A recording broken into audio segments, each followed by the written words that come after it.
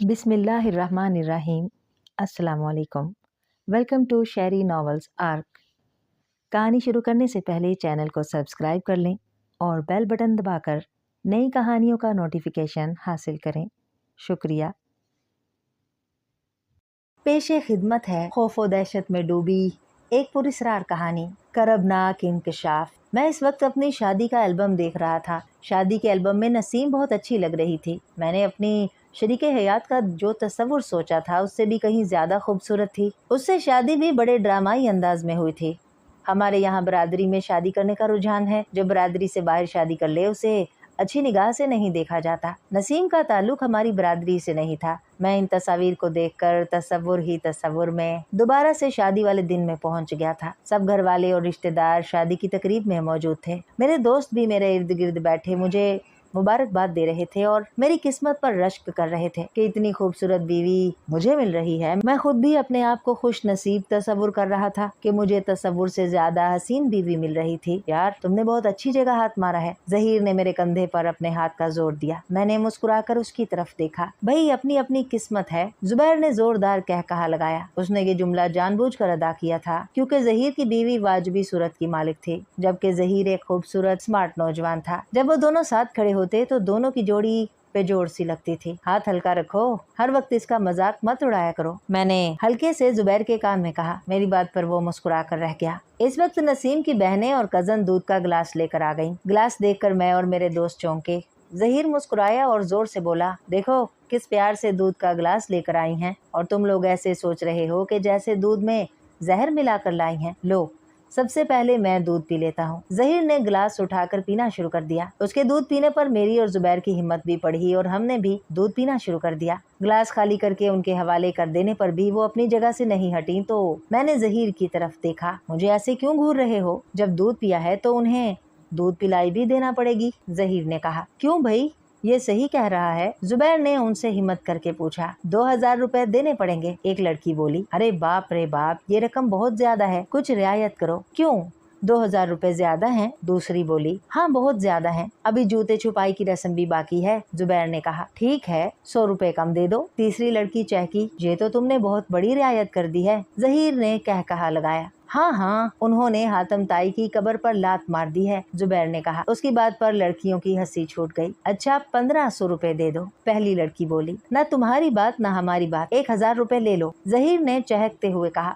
जहीर की बात पर लड़कियां सोच में पड़ गईं और फिर मान गईं। जहीर ने इस वक्त 1000 रुपए का नोट लड़कियों के हवाले कर दिया और वो खुशी खुशी चली गईं। 1000 रुपए में भी ये दूध महंगा है, मैंने जहीर के कान में सरगोशी की। यह खास दूध है जो लड़कियों ने पेश किया। जो दूध हम खरीदते हैं वो आम दूध होता है, जहीर ने कहा। इसके पीने से कुछ होगा तो नहीं, मैंने चौंक कर पूछा। कुछ नहीं होगा, तुम्हारे साथ हम हैं, जुबैर ने मेरे कंधे पर थपकी दी। अम्मी जान के चीखने की आवाज पर मैं माजी से दोबारा हाल में लौट आया और तेजी से अम्मी जान के कमरे में गया। अब्बू भी परेशानी के आलम में कमरे में खड़े थे। क्या हुआ अब्बू, मैंने पूछा। कुछ नहीं, तुम्हारी अम्मी ख्वाब में डर गई हैं। ख्वाब में डर गई हैं, मैंने पूछा। हाँ, वही ख्वाब नजर आया था कि खौफनाक शक्ल की औरत उनकी तरफ बढ़ रही है और वो तुम्हारी अम्मी का गला घोंट देना चाहती है। अब्बू, अब हर सूरत अम्मी जान को किसी अच्छे आमिल को दिखाना ही पड़ेगा, क्योंकि ये ख्वाब अब उन्हें बाकायदगी से आने लगे हैं। अक्सर उन्हें अकेले में ऐसा भी महसूस होता है कि कोई शय है जो उनके साथ साथ चल रही है। काशिफ बेटे, मैंने पहले इस बात का संजीदगी से नोटिस नहीं लिया था, लेकिन मुसलसल इस तरह ख्वाब में डरना और अकेले में किसी शय की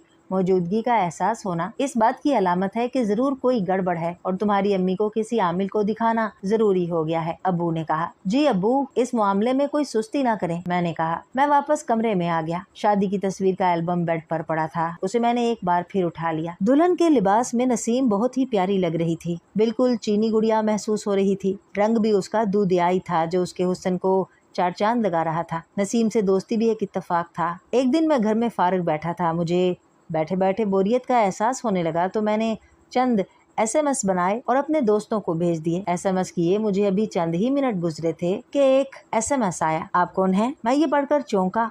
वो नंबर मीडिया था। मैंने जवाब में लिख दिया, आप कौन हैं और मुझसे ये क्यों पूछ रही हैं कि आप कौन। जवाब में फिर SMS आया जिसमें लिखा था, आपने चंद SMS मुझे किए हैं इसलिए पूछा है। मैंने SMS पढ़कर अपने मोबाइल को चेक किया। भेजे गए SMS में एक नंबर वही था जिससे मुझे SMS आया था। जब मैंने नंबर को गौर से देखा तो एहसास हुआ जल्दबाजी में जुबैर के मोबाइल नंबर के आखिर के 2 नंबरों में बटन गलत दब गए थे, जिससे SMS जुबैर की बजाय गलत जगह चला गया था। गलती का एहसास होने पर मैंने फौरी तौर पर माजरत का SMS कर दिया। जवाब में फिर SMS आ गया, वैसे आपके SMS अच्छे थे इसलिए मुझे पसंद आए हैं। ये पढ़कर मैं ज़ेरे लब मुस्कुरा दिया। उस दिन के बाद मुझे जो अच्छे SMS दोस्तों की जानिब से मिलते वो मैं उस नंबर पर भेज देता और जवाब में दूसरी तरफ से शुक्रिया अदा किया जाता। इस बात को 6 माह गुजर गए थे। न मैंने ये जानने की कोशिश की कि वो कौन है और ना ही दूसरी तरफ से जानने की कोशिश की गई। एक रोज ऐसे ही मेरे दिल में ख्याल आया कि कॉल करके देखूं कि जिसे मैं SMS करता हूं वो कौन है। कॉल करने पर एक बहुत ही खूबसूरत आवाज कानों में रस घोलती सुनाई दी। आपने अपने दिल के हाथों मजबूर होकर मुझे कॉल कर ही लिया। उसकी आवाज सुनकर मुझे कुछ हौसला हुआ और मैंने कहा, हाँ, मैंने सोचा जिसको मैं SMS करता हूँ उसकी आवाज सुन लूं। फिर कैसी लगी मेरी आवाज। दूसरी तरफ से आवाज आई, आवाज बहुत अच्छी है, दिल खुश हो गया है। काश आवाज की तरह चेहरा भी ऐसा ही हो। मेरे मुंह से बेख्तियार निकल गया, चेहरा देखने पर ही पता चलेगा। फिर कब चेहरा दिखाओगी। मैंने कहा, जब तुम्हें फुर्सत मिले आकर देख लेना। वो हंसते हुए बोली, कहाँ देख लूं। जेब इजाजत दे तो किसी रेस्टोरेंट में, वरना रेस्टोरेंट ही ठीक रहेगा। मैं जल्दी से बोला, ठीक है, जब तुम्हारा दिल करे मुलाकात का वक्त तय कर लेना, लेकिन मुलाकात का वक्त दोपहर 1 से 2 बजे के दौरान रखना, क्योंकि सुबह मैं एक प्राइवेट स्कूल में पढ़ाती हूँ और घर जाने के बाद मैं कुछ देर आराम करती हूँ। शाम में बच्चे ट्यूशन पढ़ने आ जाते हैं। बड़ी मसरूफ जिंदगी गुजर रही है। मैंने कहा, हाँ, अब्बू की कमाई में पूरा नहीं होता। मेरा भाई नवीद भी काम करते हैं, जब कहीं जाकर गुजारा होता है। महंगाई भी बहुत हो गई है इसलिए सब घर वालों को मिलकर काम करना पड़ता है, जब कहीं जाकर गुजारा हो पाता है। मैंने कहा, हाँ, तुम्हारी बात ठीक है, महंगाई ने गरीब लोगों की सफेद पोशी का भरम खोल कर रख दिया है। वो बोली, तुम्हारा नाम क्या है। मेरा नाम बहुत ही मुख्तसर 4 लफ्जों पर मुश्तमिल है। मुझे नसीम कहते हैं, बहुत ही प्यारा नाम है, और मुझे काशिफ कहते हैं। तुम्हारा नाम भी अच्छा है, तुम्हारे SMS की तरह। वो हंसते हुए बोली, लगता है तुम मेरे SMS से बहुत मुतासिर हो। मैंने कहा, हाँ, SMS से इंसान की शख्सियत का अंदाजा हो जाता है कि वो किस सोच और किरदार का मालिक है। वो बोली, मेरे SMS तुम्हें अच्छे लगते हैं, ये जानकर बड़ी खुशी हुई। मैं 2-3 दिन के अंदर मुलाकात का वक्त बता दूंगा। मैंने ये कहते हुए कॉल बंद कर दी। नसीम से बात करने पर मेरे दिल में बड़ी खुशी सी महसूस हो रही थी। इस कैफियत को लफ्जों में बयान करना मुश्किल है। वो रात भी बहुत अच्छी गुजरी। रात भर मैं उसे ख्वाब में देखता रहा। वो मुझे बहुत हसीन लग रही थी। 2-3 दिन कैसे गुजरे मैं ही जानता हूँ। एक एक दिन पहाड़ महसूस हुआ था। मुकर्ररा दिन वो मुलाकात के लिए होटल पहुँच गई। हम दोनों ने एक दूसरे को देखा नहीं था, इसलिए तय हुआ था कि हम सुबह जो लिबास पहनेंगे उसकी तफसील SMS कर देंगे। इसलिए वो मेरी टेबल की तरफ ऐसे आ गई थी जैसे बहुत पहले से जानती हो, और मैं भी उसे देखते ही पहचान गया था कि वही नसीम है। ज्यादा इंतजार तो नहीं करना पड़ा। वो मेरी तरफ झुकते हुए बोली, मैं अभी अभी आया हूँ। मैंने साफ झूठ बोला। मैं हालांकि मुकर्ररा वक्त से 1 घंटा पहले ही होटल पहुंच गया था। रात भर मुझे नसीम से मुलाकात करने का इश्तियाक वक्त से पहले होटल ले आया था। मैं सोच रही थी कि लेट हो गई हूँ, कहीं तुम मेरा इंतजार करके बेजार न हो गए हो। वो हंसते हुए बोली, इंतजार में भी एक लज्जत है, ये वही जानते हैं जो किसी का इंतजार करते हैं। मैंने मुस्कुराते हुए कहा, लगता है मुझसे मुलाकात करने से पहले भी किसी और के इंतजार का तजर्बा कर चुके हो। वो मुस्कुराते हुए बोली, नहीं, ऐसी कोई बात नहीं है। मैं अपनी बेवकूफ़ी पर घबरा गया।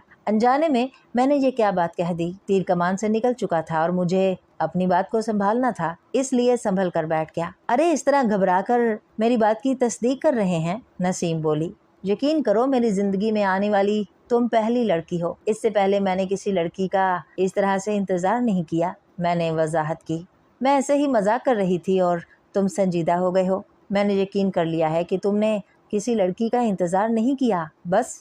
वो मुस्कुराई। नसीम के इस तरह कहने पर मुझे किस कदर सुकून मिला और मेरे चेहरे पर इत्मीनान की लहर दौड़ गई। 1 घंटे तक हम होटल में बैठे मुख्तलिफ मौज़ूआत पर तबादला ख्याल करते रहे और फिर वो अपने और मैं अपने घरों को लौट गए। उसी दिन मुलाकात करने से फिर मुलाकातों का सिलसिला रुका नहीं, चलता रहा। मोहब्बत के अहद व पैमान हुए और फिर हम शादी के मुकद्दस बंधन में बंध गए। اگرچہ میری والدہ نسیم سے میری شادی کرنے کے حق میں نہیں تھی، وہ چاہتی تھی کہ میری شادی کسی ایسے امیر گھرانے میں ہو جو مجھے کاروبار میں سپورٹ کرے اور میں مالی طور پر مستحکم زندگی گزار سکوں۔ اس کے برعکس میں رومان پرور ثابت ہوا تھا۔ میری خواہش تھی کہ میری بیوی خوبصورت ہو اور رومانوی باتوں میں میرا بھرپور ساتھ دے۔ نسیم کی صورت میں ایسی شریک حیات مل گئی تھی۔ نسیم کا قصور صرف یہی تھا کہ وہ ایک غریب گھرانے سے تعلق رکھتی تھی۔ اس بنا پر گھر میں اکثر ساس بہو میں معمولی باتوں پر جھگڑا ہوتا رہتا تھا۔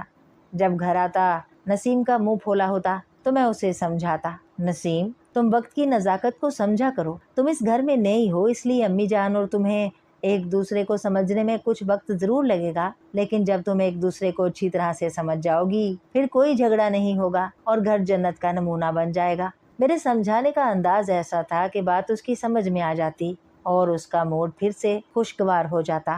وقت جیسے جیسے گزر رہا تھا ساس بہو کے درمیان جھگڑا ہونا تقریباً ختم ہو ہی گیا تھا۔ اس میں زیادہ اہم کردار نسیم کا ہی تھا جو برداشت کا بہت زبردست مادہ رکھتی تھی۔ گھر کا ماحول خوشگوار ہو جانے پر میں بہت خوش تھا کہ نہ جانے ہماری خوشیوں کو کس کی نظر لگ گئی۔ ایک روز دوپہر کے وقت امی جان کمرے میں سو رہی تھی اور نسیم کچن میں کھانا تیار کر رہی تھی۔ نہ جانے کیا ہوا کہ اس کے کپڑوں میں آگ لگ گئی۔ نسیم کے چیخنے چلانے پر امی جان کی آنکھ کھل گئی، مگر اس وقت تک نسیم کا جسم 70% جل چکا تھا۔ پڑوسیوں کی مدد سے نسیم کو ہسپتال پہنچایا گیا۔ موبائل کے ذریعے مجھے ہسپتال ہی بلا لیا گیا۔ ڈاکٹروں نے بہت کوشش کی کہ کسی طرح نسیم کی جان بچ جائے، مگر یہ ممکن نہ رہا تھا۔ اس نے ہسپتال ہی میں دم توڑ دیا تھا۔ میں کئی ماہ تک اس صدمے کو نہیں بھلا سکا تھا۔ جب بھی تنہائی میسر آتی میری آنکھوں کے سامنے ہسپتال میں نسیم کے دم توڑنے کا منظر آ جاتا۔ میں ابھی نسیم کا غم بھلا نہیں سکا تھا کہ امی جان کی طبیعت خراب رہنے لگی تھی۔ وہ ہر وقت خوف میں مبتلا رہنے لگی تھی۔ انہیں ایسا محسوس ہونے لگا تھا کہ کوئی شے ہے جو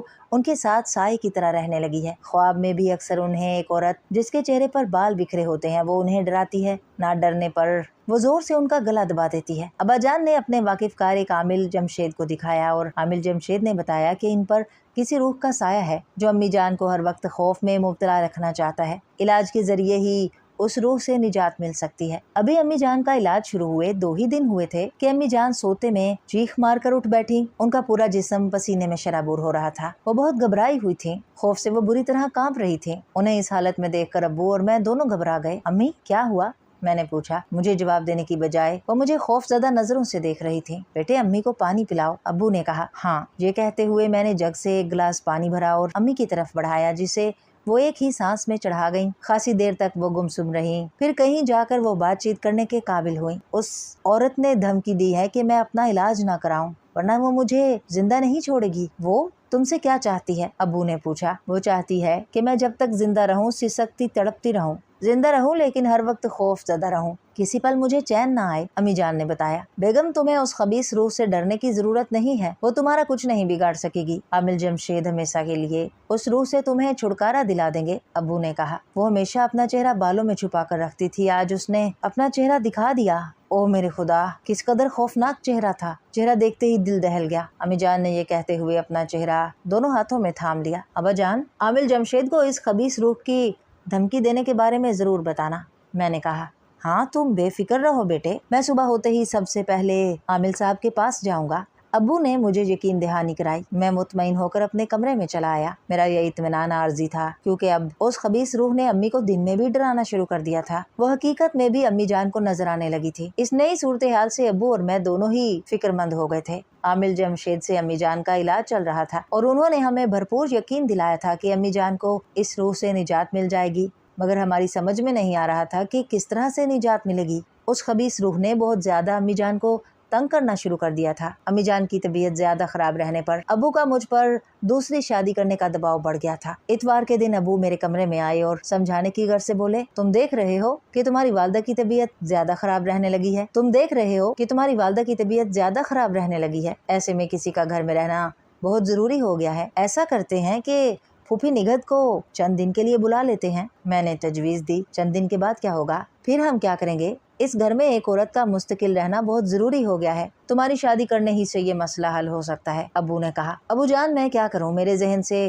نسیم کی یادیں چپک کر رہ گئی ہیں، میں جتنا نسیم کو بھلانا چاہتا ہوں وہ مجھے اتنا ہی یاد آتی ہے، میں نے کہا۔ تم جب تک شادی نہیں کر لو گے یادیں بھلانا بھی چاہو گے تو بھلا نہ سکو گے، اس لیے اس کا واحد حل یہی ہے کہ تم شادی کر لو۔ میں इस बारे में सोचूंगा, मैंने जवाब दिया। सोचने का वक्त गुजर गया है, अब तुम्हें अमल करना है। अब्बू ने ये बात इस तरह से कही थी जैसे वो मुझे हुक्म दे रहे हों। मैंने घबरा कर उनकी तरफ देखा और फिर नजरें झुका ली। मेरी नजरें झुकाने को उन्होंने मेरी रजामंदी समझा और मेरे कंधे पर थपकी देते हुए कमरे से निकल गए। मैं अभी सोच ही रहा था कि अम्मी की जोरदार चीख सुनाई दी और साथ ही ऐसा महसूस हुआ जैसे कोई सहन में गिरा हो। मैं लपक कर वहां पहुंचा। अम्मी जान सीढ़ियों से बुरी तरह लुढ़कती हुई नीचे गिरी थी। उनका पूरा चेहरा लहूलुहान हो रहा था, जिस्म बुरी तरह से कांप रहा था। अब्बू भी उनके पास पहुंच चुके थे। काशिफ बेटे, मुझे नसीम ने बहुत जोर से धक्का दिया था। अम्मी जान के मुंह से बेख्तियार ये जुमला निकला। क्या? मैं नसीम के नाम पर बुरी तरह चौंका। हाँ बेटे, वो नसीम ही थी। ये कहते हुए अम्मी जान बेहोश हो गई। हम अम्मी जान को अस्पताल लेकर भागे। डॉक्टर्स ने मरहम पट्टी करके बहता खून बंद कर दिया था। वो होश में नहीं आ रही थी। अम्मी जान को अस्पताल में दाखिल कर लिया गया था। डॉक्टरों का कहना था कि अम्मी के सर में शदीद चोट आई है, इसलिए उनका फौरी तौर पर होश में आना मुमकिन नहीं है। ये भी खदशा था कि होश में आते ही कोमे में ना चली जाएं। डॉक्टर्स की ये बात सुनकर हम दोनों बाप बेटे फिक्रमंद हो गए थे कि अब क्या होगा। अम्मी जान की इस बात ने भी मुझे उलझन में डाल रखा था कि नसीम ने अम्मी जान को धक्का दिया है। ये कैसे मुमकिन था कि एक शख्स मर चुका हो, फिर वो किस तरह से एक जिंदा इंसान को नुकसान पहुंचा सकता है। ये बात एक मुअम्मे की तरह थी जो अम्मी जान के होश में आने पर ही हल हो सकता था। एक हफ्ता मुसलसल बेहोश रहने के बाद अम्मी होश में आ ही गईं। वो बहुत कमजोर हो गई थी। खासी देर मुझे ऐसे घूरती रही जैसे पहचानने की कोशिश कर रही हूँ और पहचान नहीं पा रही हूँ। मैं भी उनके पास चुपचाप बैठा रहा। फिर उन्होंने खुद ही रोना शुरू कर दिया। अम्मी, क्या हुआ? क्यों रो रही हैं? मैंने पूछा। मुझे माफ कर दो काशिफ बेटे, वो बिलक बिलक कर रो रही थी। क्या बात है अम्मी, मुझसे